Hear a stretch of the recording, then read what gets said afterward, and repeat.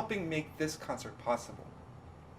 The Musician Relief Fund was established with a grant from the South Plains COVID-19 Response Fund to create innovative virtual work opportunities for the Lubbock Symphony musicians who are unable to perform in orchestra concerts right now, and to provide direct financial assistance to those with financial need. When you contribute to the Lubbock Symphony, whether through the annual fund or especially the Musician Relief Fund, you're helping keep the music alive in West Texas. I'm thankful for our musicians and my colleagues for stepping up to create these incredible new programs to share with the community at a time when we need music the most. Thank you so much once again. I hope you enjoyed the show. Well, good afternoon, everyone, and thanks for joining us for our next performance on the Lubbock Symphony Orchestra's virtual performance series. Today we have a very distinguished guest, David Shea, our principal clarinetist of the orchestra. David, welcome. Thank you. It's a pleasure to be here. Well, it's great to have you here under trying times, but we're all getting by. So tell me a little bit about your background, David. You've got a very distinguished career. We all know that you're the professor of clarinet at Texas Tech University. What led you to that position? I mean, you could probably hit a million different highlights, but give us the 30,000-foot view. Okay. Well, actually, it was a very good position because even growing up as a child, I knew that the Texas band programs were legendary. I grew up in Seattle, Washington, and I heard about these bands even back in the 80s.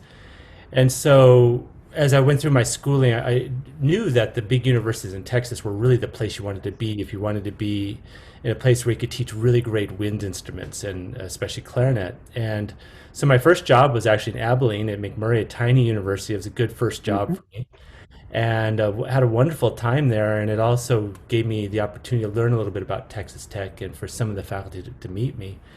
And so when the opportunity came to interview for Texas Tech, I was very excited. I really wanted the job badly because I knew this was one of my few chances I might have in my career to end up at a major university in Texas. And so when I got the job, I just felt like that was fantastic. I was really set, and I've been here for 20 years. Wow. And have had a fantastic time here. I love the people of West Texas. I love the audience and I love the community. I love the students I get at Texas Tech University. Now you still have connections to Abilene. Yeah. And you play in the orchestra there. Yeah, I've been playing in Abilene longer than Lubbock. I've been playing in the Abilene Philharmonic for 24 years now. Wow. And it works out pretty well. They don't conflict too much. So I really love playing an orchestra. That's my first love, really. And, apart from getting a full-time orchestra position, which would also, limit you as far as some of the other things you could do in the teaching, I really have the ideal situation because, about 2 weekends a month, I get to play with very fine orchestras and really wonderful repertoire. And that gives me the opportunity to be an orchestra musician, but also a university faculty. And that's really my dream situation. So I've been very happy with that. Yeah. So growing up then, where did you go to school? Well, your primary schools, I guess. Sure. Well, I grew up in Seattle, or a suburb of Seattle, Bellevue, Washington, and went to Bellevue High School. I was a public school product, and then I went to the Oberlin College for my undergraduate, which has a conservatory, but I went there as a physics major. I wasn't going to do music originally. How interesting.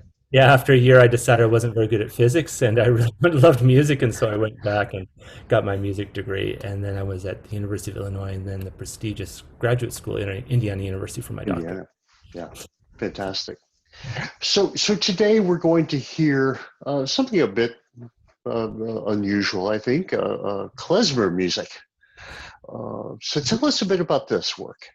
Yeah, this is a character piece. The Hungarian clarinetist Béla Kovács has been principal clarinetist in the Budapest Philharmonic, I think, since 1956. I think there's other principals. I can't imagine he is the only one at this point, at this age. But he is really a force to be reckoned with. But he's also been a very prestigious teacher and composer.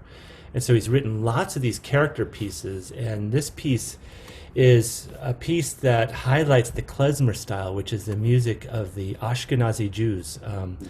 And the klezmer music is music that is used in the Jewish tradition, and in a lot of variety of different ways.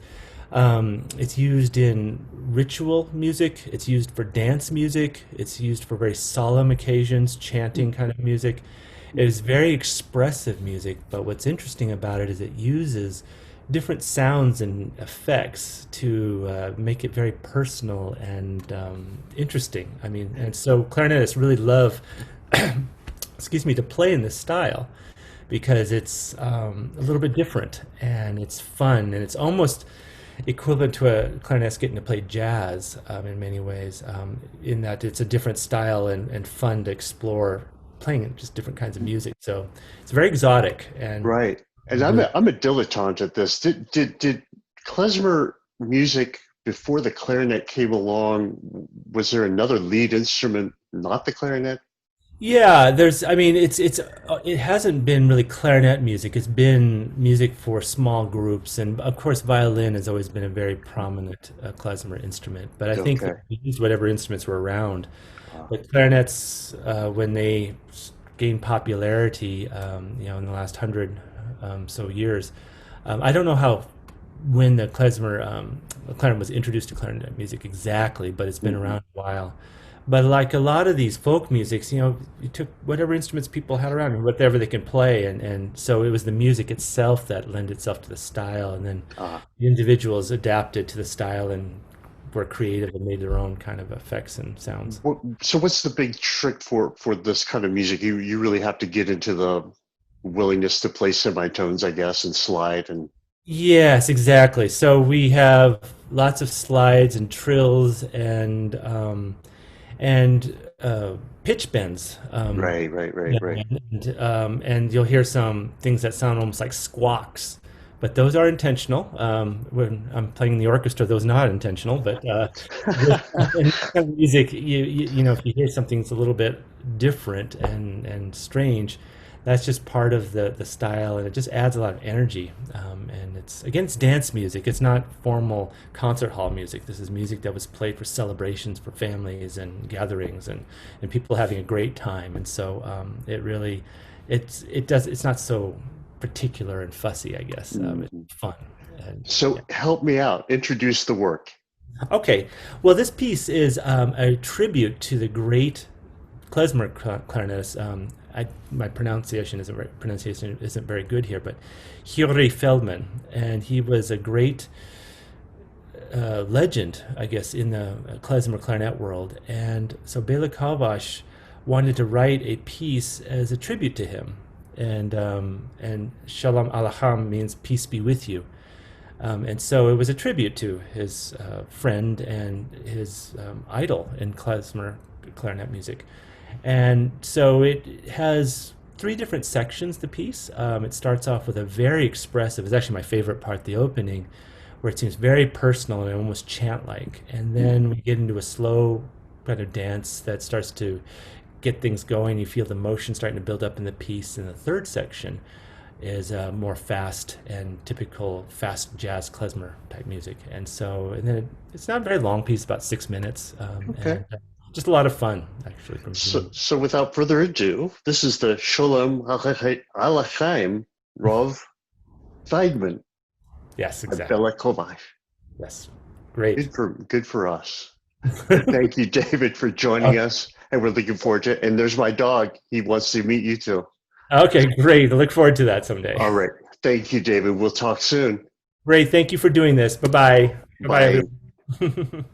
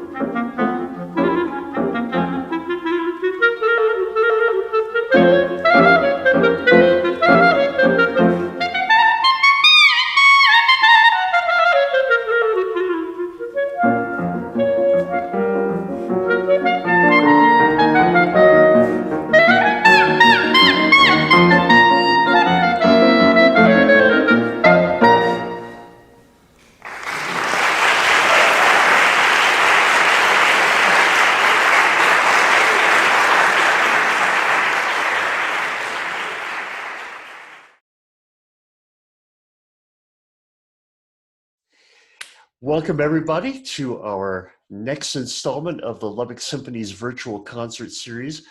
Welcoming today a bassoonist from the Lubbock Symphony, Vince Ocampo. Hi, Vince. Hi. Welcome to our series, and thanks so much for taking the time to speak with me about your work that we'll be hearing this evening. But first, before we take a listen, tell me a little bit about yourself and where you came from and how you ended up in Lubbock. Oh, sure. Hello, everybody. My name is Vince Ocampo. I am the bassoonist at Lubbock Symphony Orchestra, and I was born in Manila, Philippines. But I mostly grew up at my mother's hometown. It's just like about 50 miles south of Manila in a small town, Alfonso, Cavite. And then, yeah, I started learning music when I was when I saw like community marching bands, and that's where I started like taking saxophone lessons. And when I joined the band, I was able to do like gigs and stuff, like playing in a funeral and feast days. So in the Philippines, you were able to start the bassoon in the Philippines? No, it's a little different. During my time, we don't have the similar program here, like the music education in high school or elementary. I actually didn't start until my freshman college. I see. Wow. So you haven't been playing all that long, really?